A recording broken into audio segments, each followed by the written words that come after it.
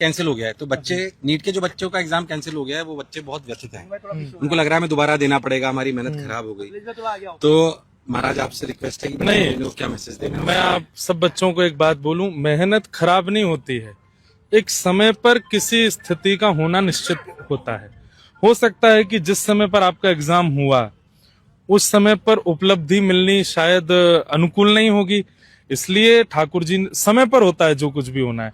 बस बहाना उसका जो भी बनते हैं, कहीं पेपर लीक बनता है, कहीं कुछ बनता है, वो कानून का काम है कि उन सबको दंड देना है और वो सब सरकार का काम है कि वो सब चीजें खत्म होनी चाहिए। पर बच्चों के लिए मैं चाहूंगा, समय बहुत बलवान है और समय से पहले समय के बाद कुछ भी नहीं होता।